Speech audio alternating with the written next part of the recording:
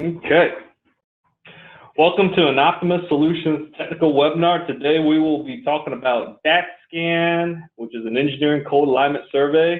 My name is Tom Zhang, senior engineer, and we got Sarah Blue, kick-ass specialist. Okay, so today we're going to talk about DATscan. It's a pretty popular service, wouldn't you say, Sarah? Yes, definitely. We've done a lot of work with it.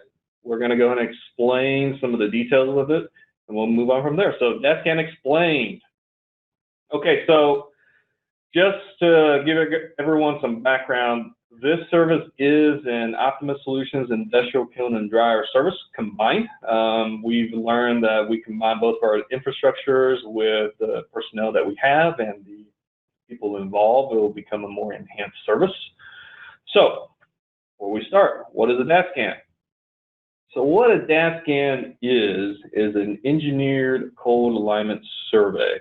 So the code on this is for units that have to be, the code means shut down. Unit is down, unit is not moving, unit is in our control.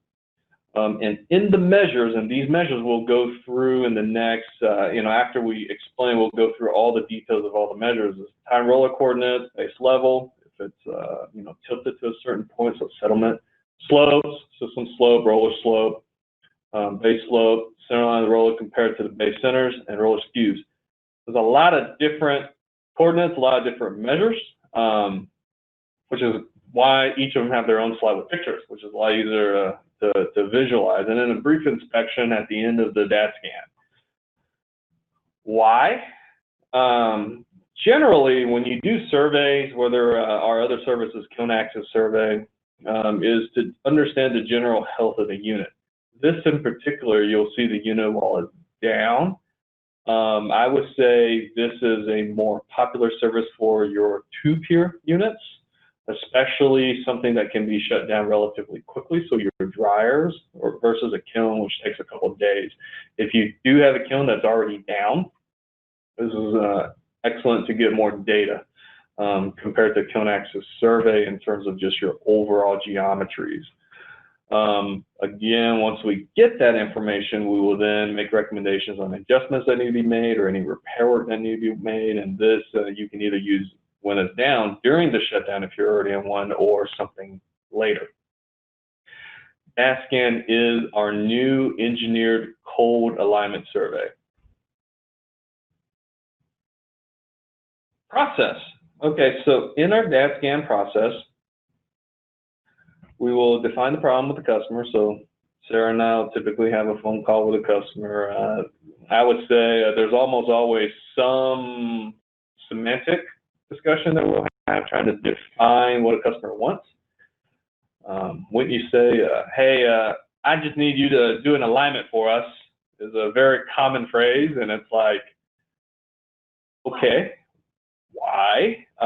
And why in this case means, what are you using it for? And I would say, hey, we just want you to come on site and align it and then be done with it.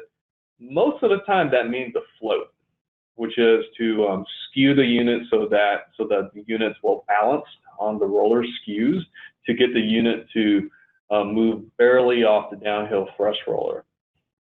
But if it's where you need coordinates, where you need measures, you think there may be a taper, you think the slope may be off, okay, this is a fantastic service to go with it. We then figure out the best measures to solve the problem. So this is, hey, I want you to check on vibration for me. I want you to check the slopes. In particular, we haven't had one done in years. We want to know where we're sitting. Okay, great. It gives us a sense of what to focus on site. We would all love to focus on everything, but as people, it's if you give a certain goal, it's easier to kind of hone in on it. And then discussions, review with the customer on site, written report with the customer afterwards, and then a conference call to finish it up. Anything you want to add on that, Sarah? I would just say that conference call is important in understanding why customers are interested in a DATscan. And a lot of times it's just, hey, we need a baseline. We need to just check in and make sure everything sits. But if there is a specific problem, it's important that we understand what that is, because a lot of times a DATscan may help, but there may be some additional measures we can take while we're there to help solve that problem. Right, right. And the thing is, our mission is either to solve the problem or define the problem. The repair work, what you do to fix it, is actually relatively straightforward from a okay, you need to do this type of standpoint. So that's where we'll bring in, say, industrial kiln and dryer, our field service teams to help do the repair. But finding where the problem is not always so straightforward. Again, the main thread throughout all of this is that it's a technical, data-driven discussion throughout the process. If we're not data-driven, if we're not being technical on it, then we're not doing our job. So our goal is to always have that strain, have that thread throughout the whole process. Methodology, on this case, we've compared 7 or so different alignment methods in the market in terms of how they measure. We use prisms, and we figure out a way to get the right diameters for the rollers, etc. Our process is incredibly accurate, plus or minus 40 thousandths, or plus or minus about a millimeter. With our theolite system, it's high precision. And again, what Sarah said, if we suspect there's something else, we can typically find, we have a plethora of different tools. So we can find a way to either use that tool or try something different. So we were just on site, and, hey, you know what? We would like you to do the DATscan, but we think we got a wobble in our system. Okay, cool. Well, we have another tool set that can measure wobble. So these are ways we can enhance the service for you guys. Okay, so we talked a little bit about just DATscan, right? Like, hey, you know, this is how we're going to use, this is what we're going to do to help solve the problem, et cetera, et cetera. But we have not talked about the details of what each of the components are. So first off, this is the tire roller coordinate system. Okay, so the idea here is, by the end of the DATscan, one of the things you will get is the angle between the tire and the rollers, and that's this number here. If you guys can see my mouse, the 30 degrees, typically it's 30 degrees, plus or minus 2 degrees, depending on the OEM. Some of the OEMs like to do 28.5, some of the OEMs like to do 31.5. Whatever flavor it is typically around 30 degrees. In the measures, we can normally get some values on the diameters too. So if one of the rollers is significantly smaller, that is a good detail to know. Because if you do go get another roller and it's bigger, you have to make some adjustments to make it fit. So that's the tire roller coordinates. Second piece that we get is the base level. Okay, so what this is if you look uphill in the images below, the left is if everything were perfect, right? Your base is level, but if something's not perfect, let's say your pier settles to the right, as you can see in the image on the right, or what we found is installation. So we're on site. It was a brand new installation. It was a brand new dryer in the frac sand market, and they were off an inch on the installation. So that side of the base was lower by about an inch, and they've been having roller slope issues. And I was like, well, it's an inch off, and if you didn't do a DATscan, you wouldn't really know even to check something like that. It just pops up in our reporting. So then to prove it, we actually took a tape measure, because it was so significant, took a tape measure, and it was an inch off. And they're like, wow, that's bad, and we've had significant slope issues. Well, it's because the base itself was already tilted. So that was a good piece of information to know. But most commonly, this is if your pier settles over time, you can get that piece of information. So that's your base levels. And the second piece of information is your base slopes. So this is the frame itself. Okay, so if the frame itself is not the same slope, that's not detrimental if that's already there. If it's a brand new base or you're in the process of putting a base frame in and we happen to be there, okay, we can help you with some adjustments, some shims, and we can go from there. But other than that, the base frame is more of an indication versus a change. And if it is a change that needs to be made, these are typically very significant changes that require a lot of work. So I typically shy away from making a recommendation to change unless absolutely necessary. The next, something that can be changed is your system slope. This is the slope from one tire to the next tire. Again, the DATscan is normally for 2-pier units. It can be done for 3-pier units, but tire to tire, there's a slope that you get out of it.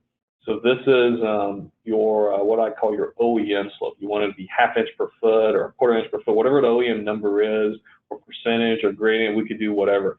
This is relatively easy to correct if you've got room. You either raise it by putting shims under the roller, or you move the rollers in and it raises the unit.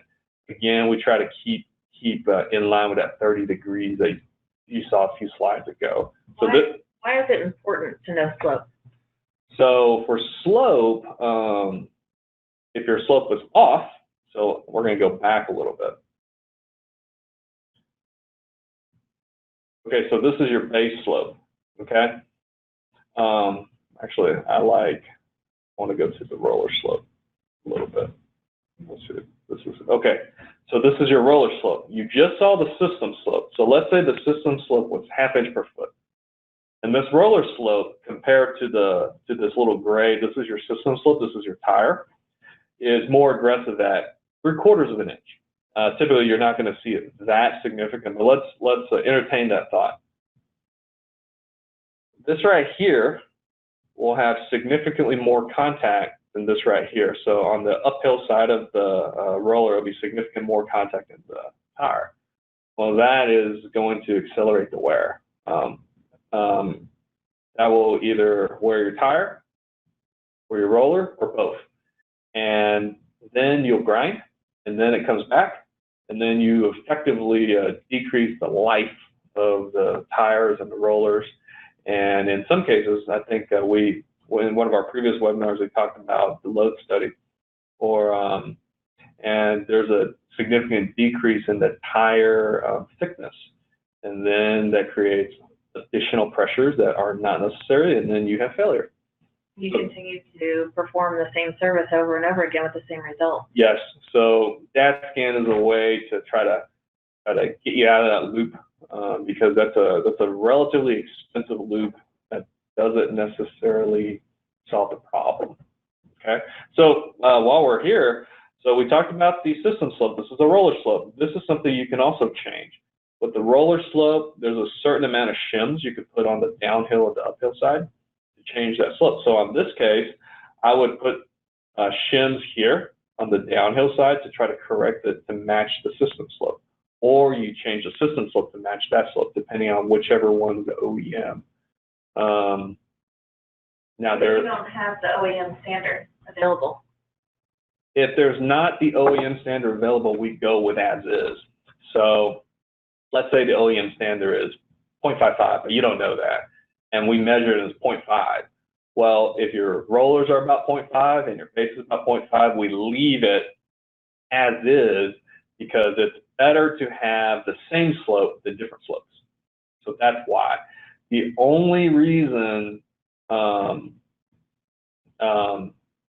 that would shift is if it significantly affects your process on the residence time. But typically, if you're in a range like 0.5 versus 0.52 or 0.53, it's not a significant change to the process. So that's how I would approach no OEM values. It's always better to have an OEM value. The other thing is it's a relatively even number normally. Okay, so we talked about base slope, we talked about roller slope, we talked about system slope, we talked about the base level. So let's talk a little bit about the tire, the centerline tire, centerline base. This is a mouthful, okay? But all it really is if you look at the bottom left, there's a red line. That red line is the center of the base and center of the base, as you can see on the right. On the yellow line is center of tire to center of tire. if those match, if you're a bird looking down, if those match, then typically you're okay. Typically there is a difference. And it's more not upsetting the system than to make a change. So let's say you're off. If you're off, so let's say half an inch, it's like a crisscross pattern, like almost like this, right? First question I would ask is, do you have issues with the hood? If there's no issues with the hood, if we made a change, there may be issues with the hood because the hood's on the end, and then you may be rubbing against it or not rubbing against it depending on the centers. Or it is. Well, and a lot of times that comes across as a seal issue. Yes. And so people start losing their product and they think they have a seal issue. Right. Or they'll hear noise.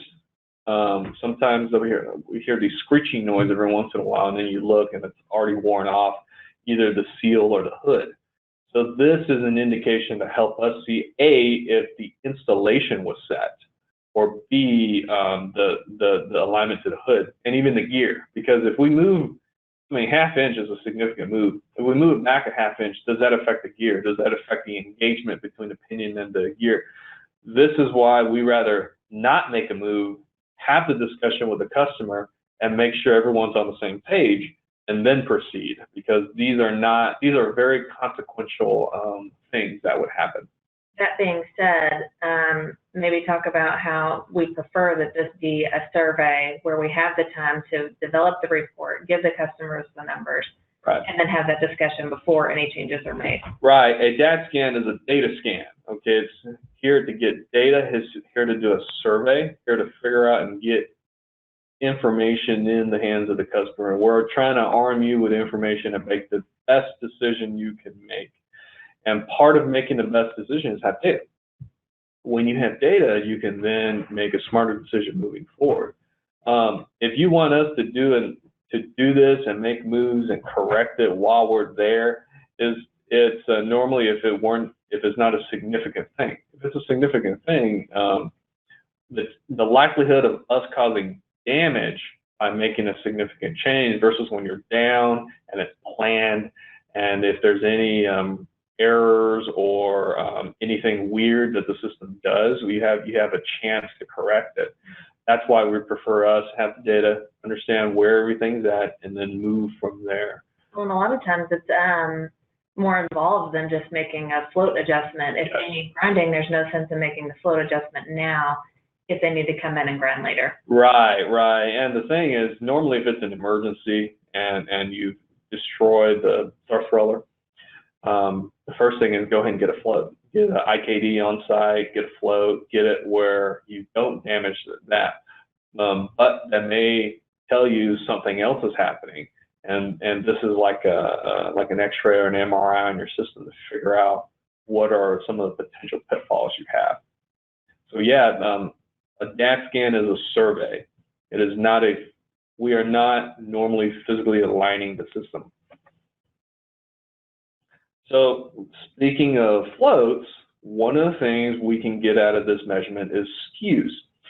So on the picture on the left, this is if everything were perfectly neutral. This is actually not a common view when the system's running, because there's always a little bit of uphill thrust. The system on the right may be a little bit more normal in terms of uphill thrust, but you see on one of them, the bottom right roller, it's perfectly neutral, where the others are maybe uphill depending on what direction it is. So maybe that one is not doing anything and the others are doing most of the lifting. That's an indication where we would say, hey, you can actually back off the other three rollers and add more on that. Or a scenario we ran into is both of the other three are going the wrong direction, and they've been having issues. So they're all going downhill. They've been having issues on down thrust roller and destroying you. Okay, well then this is a very good indication. Or pigeon toe, or overthrust situations. Instead of working together, they're fighting against each other. Yes. So like for example, one of the rollers is going uphill, one of the rollers is going downhill, and you have significant vibration happening. okay, that's not good.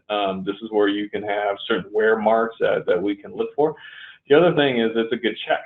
Some of the groups out there, they make all sorts of adjustments, and you don't know where you're at, and everyone doesn't know where they're at, and this is a way to kind of bring everything back to baseline and figure out where everything is. This is one of the few ways that you can directly measure the SKU quantitatively. We have things like the T-track that we can use and some of the suite methods that we can use, but this is a way where we can show it via data. And that is the core details in the DATscan. So how often do you think, if you're just doing a baseline, and you want to know how often should that be performed? If you're doing a baseline, 12 to 18 months is work doing another baseline. Typically, we have customers do it right before shutdown to figure out what adjustments need to be made, or right after a shutdown to figure out if all the repairs didn't affect the alignment of the system. So either or. Sometimes the customers do both. It's just a matter of how often you want to know where everything sits. If you're doing very good, 18 months is fine. We've measured systems that customers have been doing a very good job, let's say 2 or 3 years, and they were almost exactly the same values, which is pretty awesome. But that's actually the exception, not the norm. Normally, it's not that way. And sometimes we describe this as kind of like going to a doctor and having, you know, a baseline done on your own health, right. Basically for the health of your unit. So, right. And it can be used as like a process of elimination, just like the doctor would. Right.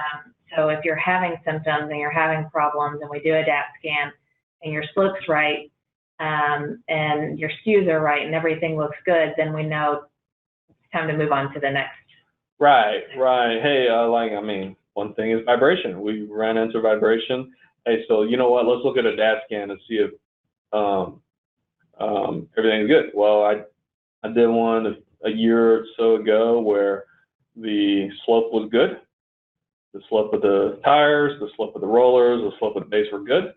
They had significant vibration, and then I saw that the feed rollers were pigeon-toed, the discharge rollers were pigeon-toed, and there was a significant movement on the base.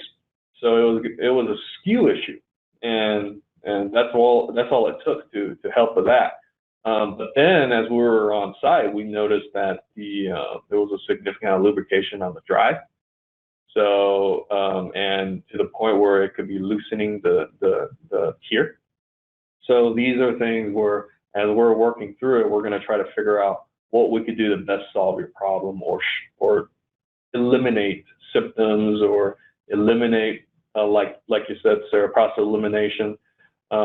What it could be, hey, if it's not a slope issue, then okay, let's look at a SKU issue. Let's look at a gear and pinion root clearance issue. Let's look at the structural integrity of the tires. Maybe it's creep, maybe it's that. So this is a way where we can work through our process to figure out what's going on. Maybe if you could talk a little bit about two-pier kilns, because a lot of times with the multi-pier kilns, we directly go to a kiln access survey easy. If it's a dryer, typically a DATscan, because those can be shut down. Right. With a two-pier kiln, it's a little bit different because they don't shut down kilns as often. Right. So what kind of data do you get by performing a DATscan on a two-pier kiln that's shut down versus a kiln access survey with a two-pier kiln running?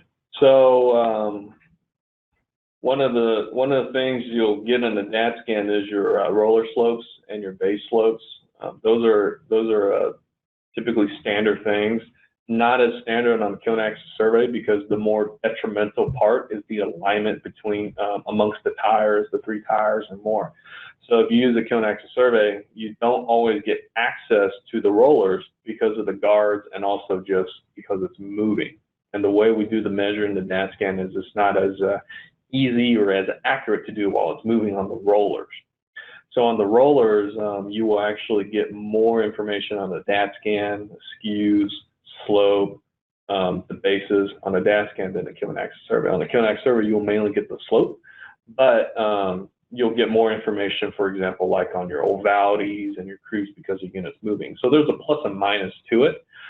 We have done probably the largest kiln I've done 20 feet indoors, 3 or 4 stories up indoors, I think I said, in the middle of winter on a kiln that we've done before on doing an DATscan. They just happen to be down. So that was a significant help to them because they really want to know the roller slope values.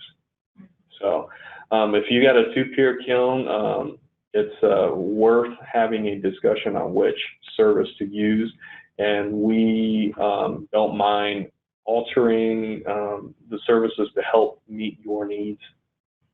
When you say the unit has to be down, for how long? Typically, about a day. Day meaning 8 hours, 12 hours, because it's if it's a kiln and it's large, it takes a while to find the right spots to shoot with the theodolite. On a dryer, we could do it a little bit faster because it's smaller. And then a question that we get a lot when a customer is shutting down, how hot can it be? You know, does it have to be out? Right. How long before you can start? Right. My rule of thumb is shells under 200 degrees Fahrenheit. We use gloves while we're going throughout the whole process. Anything under 200 degrees is what I would consider cold. So something else that we get a lot a question is, okay, so if you come in and you do a survey and you suggest that they perform grinding and a float and some shim adjustments, then after the fact, do they need to do another survey after to check those slopes? Right. That's just dependent on if you guys want us to do another one. Typically, after the adjustments, we wait until the next round just because it's more cost effective. But if that's something that is part of your process and you want that done anyway, then we can go ahead and do that. Yes. But if the customer knows that they need to do grinding because they have wear marks in their tires, go ahead and complete that grinding and then do the survey, correct? Yeah, we could do that too. Yes, absolutely. And that just gives you more data. So if a customer invites us to come on site, what do they need to be prepared for us to come on site? What do they need to do to be ready? The biggest thing is making sure the guards are off and people are not in the way, in the sense that you're not doing simultaneous work at that spot where we will be shooting the unit. We can work around it, but it significantly slows it down. And if someone's in the way where it slows us down, where we can't get it done in a day, then that's typically an issue. And lock it, obviously, but that's something we'll do while we're on site. But yeah, part of this is a planned service. So let's plan it. Let's not treat this as an emergency situation, go in and do that when we can plan it. When we plan it, we have more control over the environment.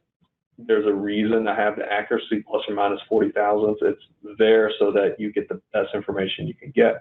And the less disturbances we have throughout, the easier and the better the data and the service you'll get. I had another question and it just went out of my mind. Well, either way, if you guys have questions, feel free to contact us at www.optimusps.com, 502-515-5822. And just ask for Sarah. 1208 is her extension. And she'll find me, and we'll have a chat and get a conference call going via our process, or email us at info@optimusps.com. We enjoyed the presentation. We enjoy you guys listening, and have a good day. Yeah. Appreciate it, guys. Thank you. Bye.